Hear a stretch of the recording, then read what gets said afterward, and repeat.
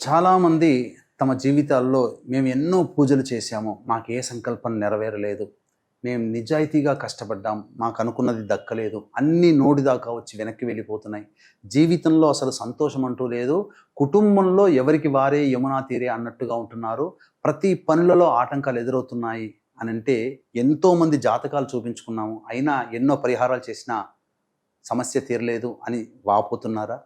అయితే మీకు తెలియని ఇంకొక విషయం ఏంటంటే, ఇటువంటి సమస్యలు సతమతమవుతూ ఉన్నారు, పరిష్కారం అంటూ లభించలేదు అంటే మీ కుటుంబంలో పితృదోషం ఉన్నట్టే. అంటే భర్త వైపు తండ్రి వైపు 6 తరాలు, భార్య వైపు తల్లి వైపు 3 తరాల్లో కుటుంబంలో ఏవైనా దుర్మరణాలు కనుక ఉన్నట్లయితే వాటిని పితృదోషం అంటారు. ఈ పితృదోషం ఉన్నటువంటి కారణం చేత కుటుంబంలో అభివృద్ధి అంటూ ఉండదు, సంతానం కలగదు, వివాహాలు కావు.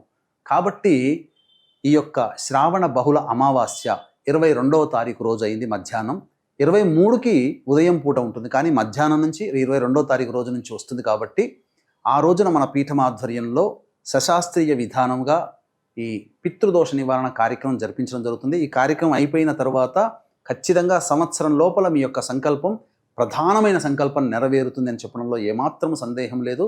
గత 12 సంవత్సరాలుగా మన పీఠం ఆధ్వర్యంలో ప్రతి నెల ఈ యొక్క పితృదోష నివారణ కార్యక్రమాలు జరపబడుతున్నాయి.